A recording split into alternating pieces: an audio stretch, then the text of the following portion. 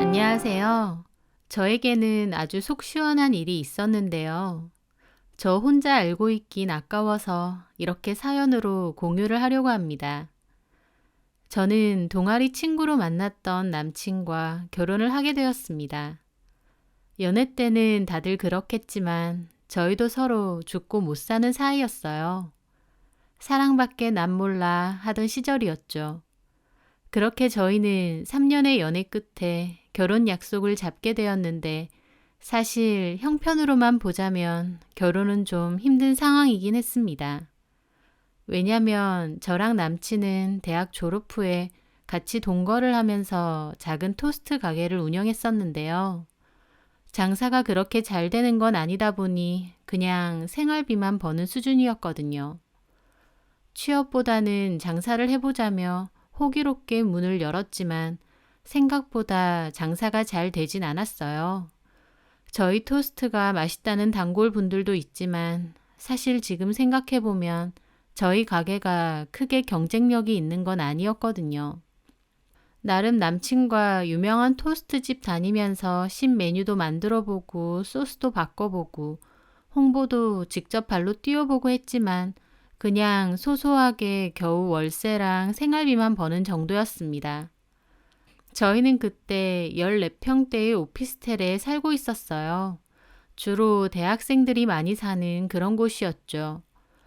서로 워낙 죽고 못 사는 사이다 보니 집도 작고 가진 것도 없어도 정식으로 결혼해서 부부가 되고 싶더라고요.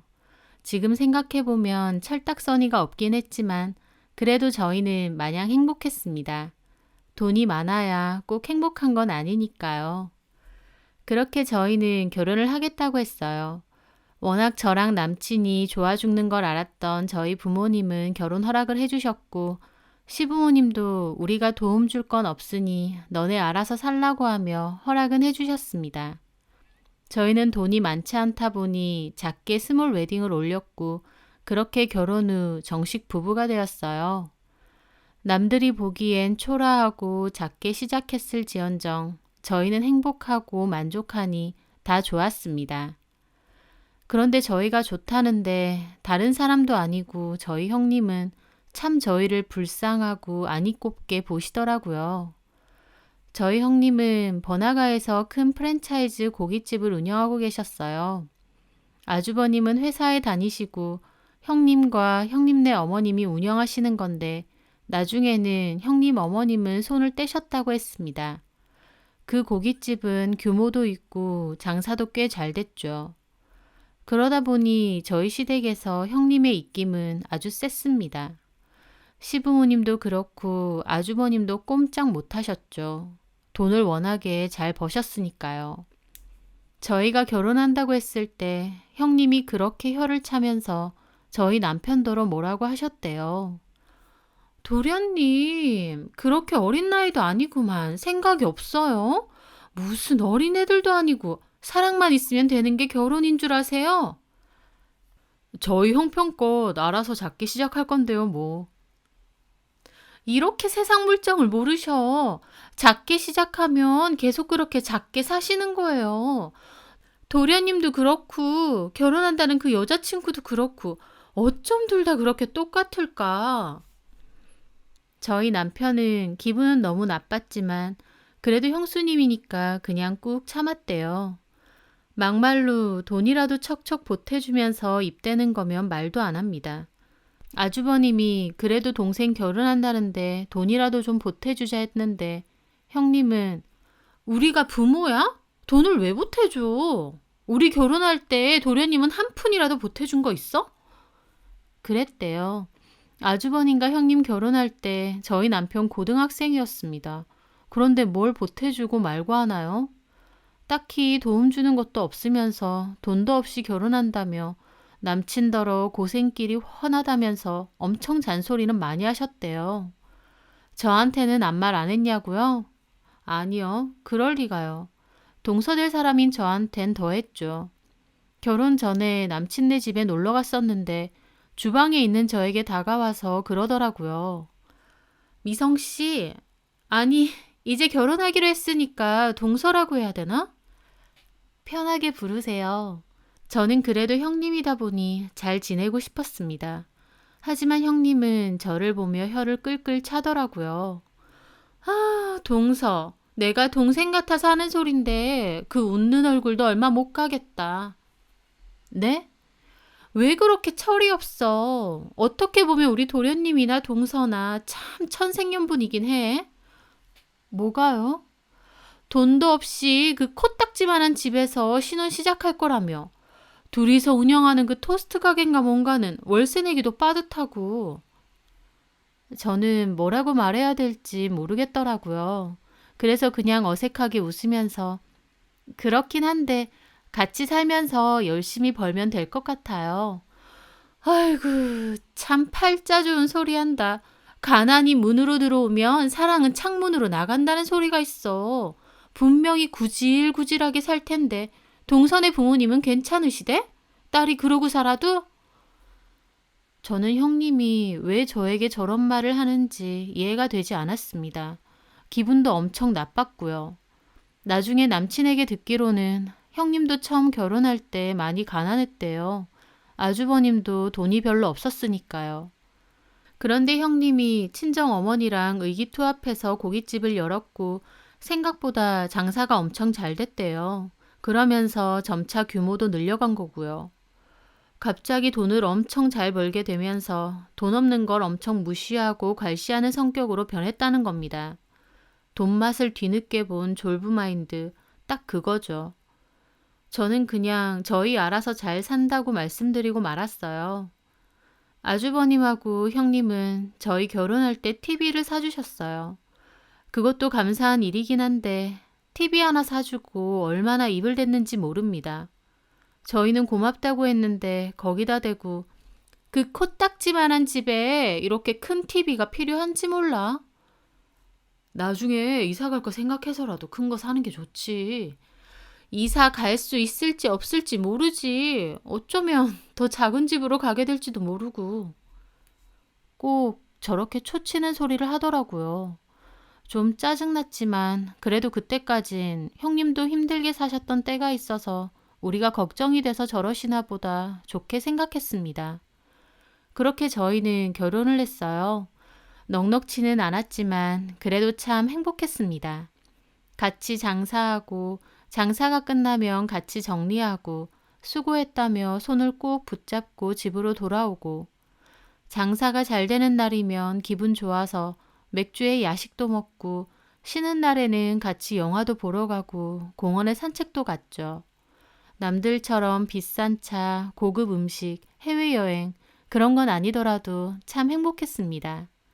하지만 저희 가게 옆에 토스트 가게가 몇 군데 더 생기면서 저희 가게는 갈수록 장사가 안 되더라고요. 결국 저희는 고민 끝에 장사를 접기로 했죠. 남편과 저는 취업을 하기로 했어요. 하지만 쉽지는 않았습니다. 남편은 먼저 작은 중소기업에 취업을 했는데 저도 열심히 취업을 하려고 노력했지만 경력도 없는 데다 기혼인 여자라서 그런지 취업하기가 훨씬 힘들더라고요. 작은 소규모 회사조차도 연락이 잘 안 왔고 면접을 겨우 가도 제가 기혼이라고 하니 곧 임신하고 그만둘 거 아니냐며 안 뽑아주더군요. 남편도 월급이 많은 편은 아니라서 어떻게 해서든 나도 일을 해야겠는데 하던 찰나였습니다. 저희 얘기를 들은 형님이 그럼 자기 고깃집에서 일을 하라고 하시더라고요. 저는 솔직히 식당에서 일할 것 같으면 굳이 형님 내서 일 안 하고 다른 곳을 알아봐도 되지 않나 싶어서 처음엔 거절을 했습니다. 하지만 어머님도 그래도 가족이 운영하는 곳에서 하는 게 낫지 않느냐고 설득하시더라고요. 저도 생각해보니 계속 취업 자리를 찾긴 할 거라서 아예 모르는 사람보다 형님 가게에서 일을 하는 게 편의를 더 봐주지 않을까 싶었습니다. 면접이 잡히거나 하면 수시로 일을 빼야 했으니까요. 그렇게 저는 형님네 가게에서 일을 하기로 했어요. 가족이니까 형님께 누가 되지 않게 더 열심히 일해야겠다 싶어서 열심히 배우고 일했습니다. 같이 일하시는 다른 직원분들도 제가 애살이 있고 열심히 한다면서 예뻐해 주시더라고요. 그런데 정작 일하라고 제의를 주셨던 형님은 제가 식당에 나가는 내내 저를 몹시 고가워하셨어요. 저만 보면 동서, 이것 봐. 내가 개고생한다고 했지? 대학까지 나온 사람이 여기서 불판이나 닦고. 그럴 거면 대학은 뭐하러 나왔어. 등록금만 아깝게. 뭐 물론 아까울 정도로 좋은 대학도 아니긴 하지만 저는 저더러 일하라고 해놓고 왜 저런 소리를 자꾸 하시는지 이해가 안 됐습니다. 제 딴에는 열심히 일하려고 하는데 그런 저를 오히려 좋게 보지는 않으시더라고요. 저는 웬만한 소리는 그냥 웃고 넘어갔는데 자꾸 그런 일이 반복되자 저도 스트레스를 받게 되었어요. 그래서 한 번은 형님에게 대놓고 말을 한 적도 있어요. 형님, 근데 왜 자꾸 저더러 뭐라고 하세요? 저 나름 열심히 일하고 열심히 살려고 하는데요. 안타까워서 하는 소리 아니야. 처음 결혼할 때 내가 뭐라 그랬어? 내 말 딱 맞지? 돈 없이 결혼하면 불행하다고. 형님, 저 돈 없는 건 맞는데 불행하진 않아요. 행복해요. 민규 씨랑 저 서로 위해주고 얼마나 좋은데요. 아휴, 정신승리 하지 마. 그럴수록 더 안 돼 보이니까.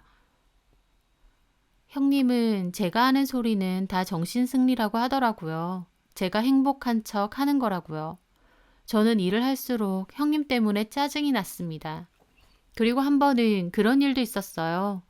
가게로 형님 친구분들이 식사하러 오신 겁니다. 저는 물을 가져다 드렸어요. 메뉴 선택하시면 다시 불러주세요. 저는 웃으며 그렇게 말했는데 그중 한 분이 그러더라고요. 못 보던 직원이네. 새로 왔어요? 제 말에 옆에 앉아 계시던 형님이 심드렁하게 그러더군요.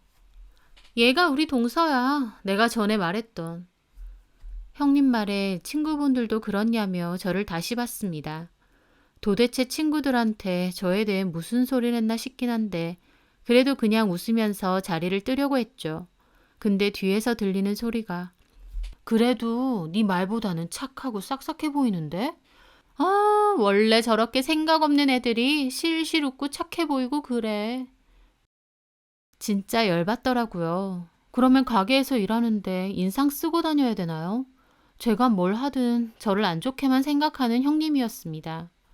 일을 하려고 홀에서 왔다 갔다 하다 보니까 듣기 싫어도 형님과 친구분들 대화가 들리더라고요. 그래도 쟤는 나 덕분에 저러고 사는 거지. 일자리도 없는 거 불쌍해서 내가 여기서라도 일하라고 했다. 좋은 형님이네.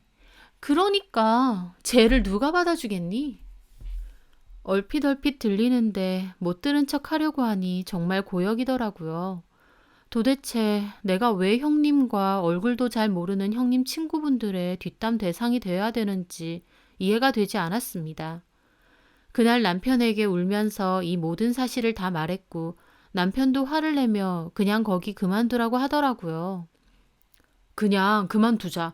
내 월급으로 빠듯해도 생활 되잖아. 그렇긴 한데 나도 회사 취업하기 전까지만 다니려고 했지. 됐어. 스트레스 받아서 없던 병도 생기겠어. 거기 그냥 관둬. 형수님 변해도 완전 변했어. 결혼 초엔 안 그랬거든. 근데 고깃집 잘 되면서 무슨 자기가 엄청 떼부자라도 된 것처럼 거들먹거리고 우리 엄마 아빠도 무시한다니까? 우리 형도 참는 거 여러 번이었는데 알다시피 우리 형 전에 주식 사고 쳤을 때 형수님이 그거 메꿔줬잖아. 그래서 형도 그냥 참고 사는 거래. 형이야 본인 돈 사고 수습해줬으니 그렇다 치지만 우리가 왜 그런 걸 참고 살아야 되냐? 우리한테 뭐 해준 게 있다고. 됐다 그래. 미성이 너 내일 당장 그만둔다고 말해. 남편 말을 듣고 저도 고개를 끄덕였습니다. 일 자체는 재밌고 같이 일하시는 분들도 다 잘해주셔서 좋은데 형님 때문에 저도 스트레스가 너무 심했어요. 저만 보면 그렇게 불쌍하다느니 안 됐다느니 하시니까요. 저희 형님 가만 보니 저를 아래로 낮춰보면서 본인이 더 우월하다 느끼시고 그걸 즐기시더라고요. 남편까지 그만두라고 난리쳐서 저는 그냥 다른 데서 일하고 말지 더 이상 여기선 일 안 해야겠다 생각했어요. 톡 까놓고 가족이라서 제 편의를 더 봐주는 것도 아니었고 그렇다고 월급을 더 챙겨주는 것도 아닌데 거기서 스트레스 참아가며 일을 해야 되는 이유는 하나도 없었습니다. 그래서 며칠 뒤 형님에게 그랬죠. 형님, 저 이번 달까지만 일하고 그만둘게요. 왜? 그냥 취업 준비에 좀 더 신경 쓰려고요. 형님 때문에 도저히 못 다니겠다 소리는 못했던 저는 그렇게 둘러댔습니다. 하지만 형님은 여기서 뭐 얼마나 일했다고 고세 그만둔대. 동서, 그런 식이면 사회생활 못해. 요거 조금 힘들다고 그만두면 어디 가서 버틸 건데. 저는 부글대는 속을 참으며 그냥 이번 달까지 일하겠다고 했어요. 형님은 마음에 안 들어 하시면서 그러라고 하시더라고요. 그런데 가끔 가게에 나오는 형님의 친정어머니가 오시던 날이었어요. 가게도 브레이크 타임이라 직원분들도 탈의실에서 다 쉬고 있었거든요. 형님하고 친정어머니는 테이블에 앉아서 얘기 중이셨고요. 저도 쉬려고 탈의실에 앉아 있다가 은행 볼일 좀 봐야겠다 싶어서 지갑을 들고 나오던 참이었어요. 홀에서 형님하고 형님 어머니가 하시는 대화가 들리더군요. 그래서 이번 달까지만 하고 그만둔다고?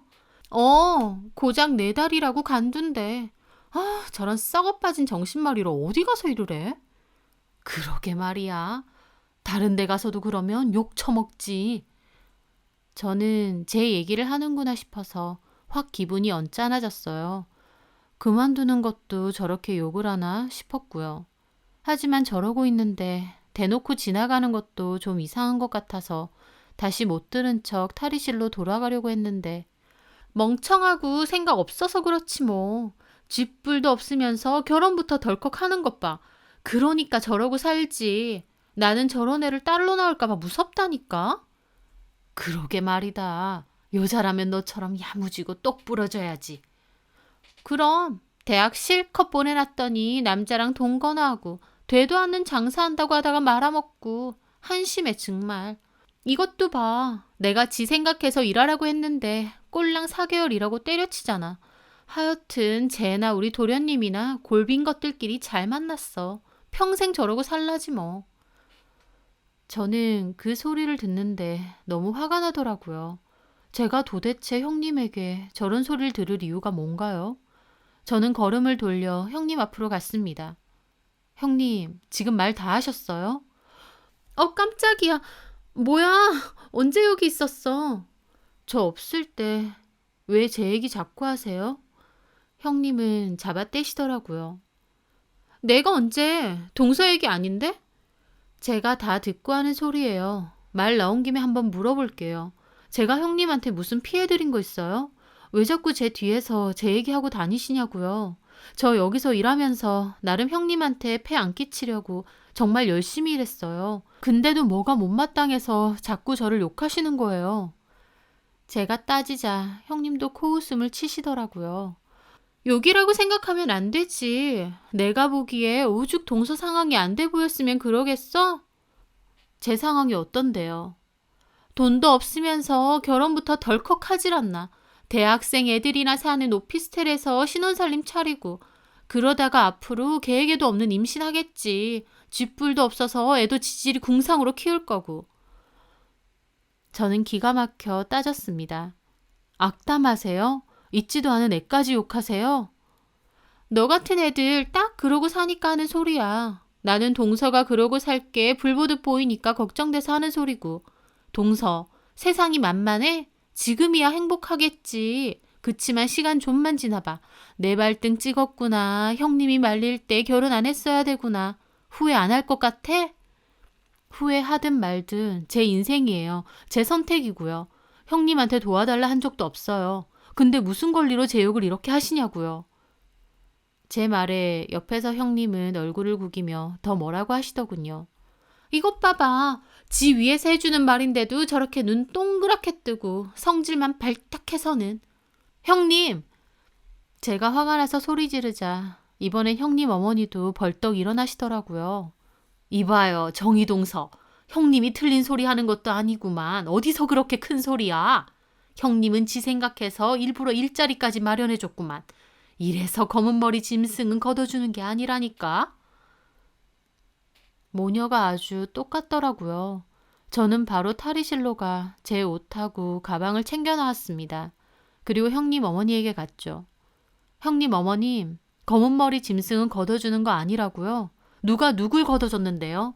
제가 여기서 꽁으로 일했어요? 아니면 제발 일 좀 시켜달라고 부탁했나요? 형님 먼저 일하라고 하셨고 저 정당하게 일했습니다. 형님이 저를 걷어주고 말고 할 상황 아니거든요. 저는 형님에게도 말했죠. 형님, 저 개무시하고 업신여기면 본인이 더 잘난 것 같고 우월해 보이세요? 그래서 말도 안 되는 소리 해가면서 저 헐뜯고 뒤에서 욕하는 거냐고요. 저요, 형님이 말도 안 되는 소리 해도 아무한테도 형님 욕한 적 없어요. 저희 부모님한테도요. 형님이 돈이 있으면 뭐 얼마나 있다고 사람 개무시하세요. 제발 부끄러운 줄 아세요. 저는 그렇게 말하고 자리를 떠났습니다. 하고 싶은 말 다 쏟아부어서 속은 엄청 시원한데 눈에선 눈물이 줄줄 나더라고요. 정말 비참하고 속상하고. 돈 없어도 사랑해서 결혼했고 우리는 그걸로도 충분히 행복한데 왜 자기가 나서서 너는 불행해야 된다, 힘들어야 된다, 그렇게 연부를 외는지 이해가 안 되더라고요. 제가 힘들고 불행해야만 결혼 말렸던 본인 말이 다 맞다고 생각하시겠죠. 하지만 제 결혼 생활에서 유일하게 힘든 이유는 형님밖에 없었습니다. 저는 그 길로 집으로 갔고 남편이 퇴근하고 오자마자 엉엉 울며 이 일을 다 말했습니다. 남편 엄청 화가 나서 형님에게 전화했고 한바탕 싸웠어요. 그리고 얼굴 보고 살지 말자고 소리 질렀고요. 그렇게 저희 집과 형님네는 사이가 완전히 틀어졌고 시댁을 갈 일이 있어도 겹치지 않게 가게 되었습니다. 시부모님은 언제까지 이럴 거냐고 뭐라고 하셨지만 저는 도무지 형님 얼굴 보고 싶지도 않았어요. 형님네 가게를 그만두고 나서 저는 계속 취업 자리를 알아봤지만 생각처럼 취업은 쉽지 않았습니다. 그런데 정말 인생은 한 치 앞도 모른다는 말처럼 뜻밖의 상황이 펼쳐졌습니다. 저희 아버지가 할아버지로부터 상속받은 외곽 지역에 집과 땅이 있었는데 원래는 크게 가치는 없었거든요. 할머니가 거기 사시다가 돌아가신 후 거의 방치되어 있기도 했고요.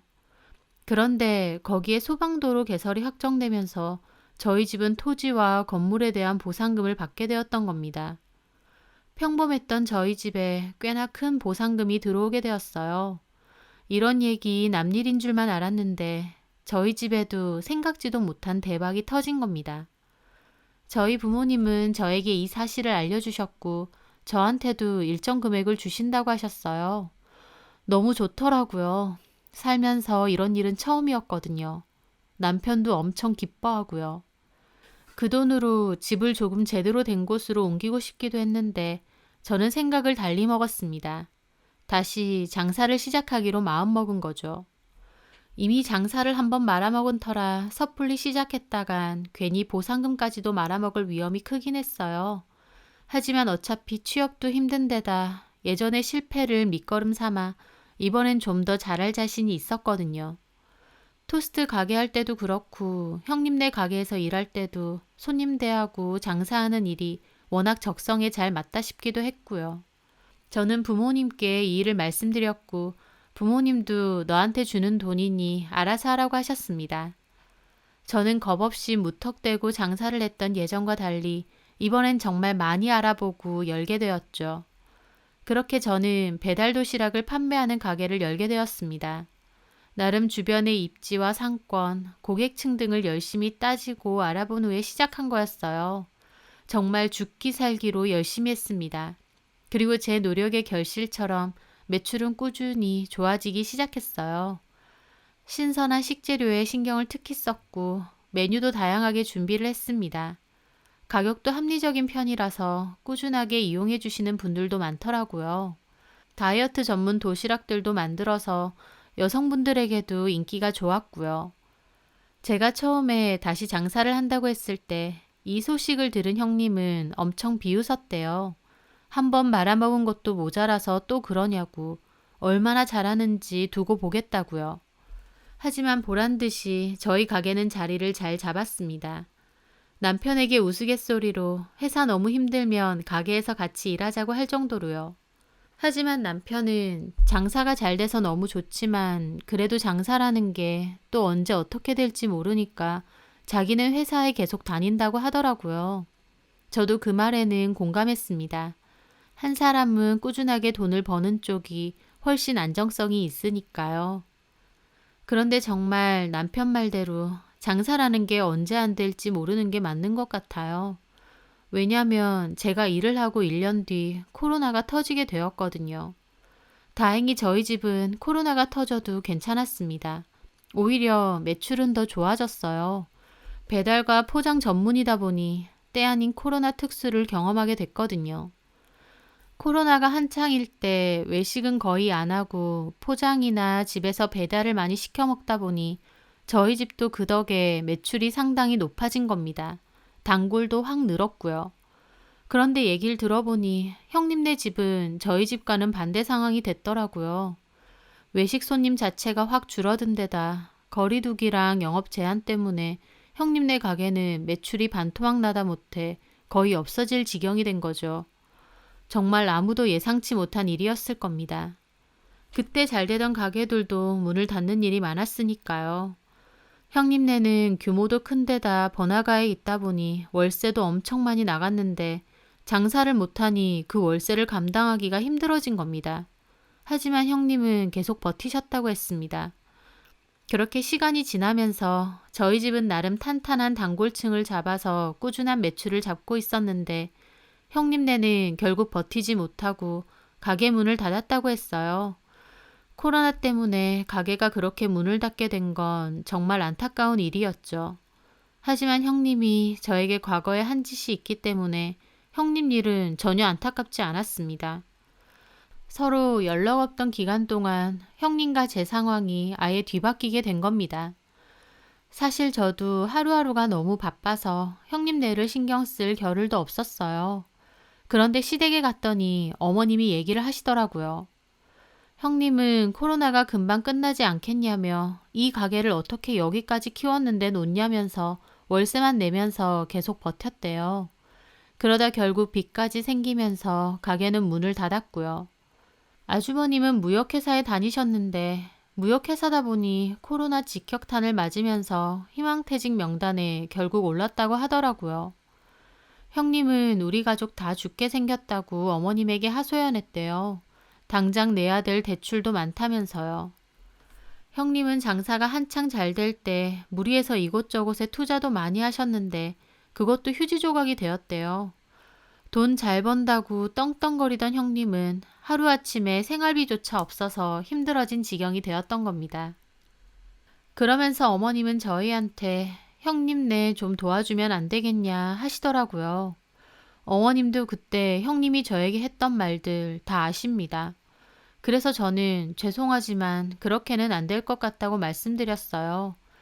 저는 사람 아닌가요?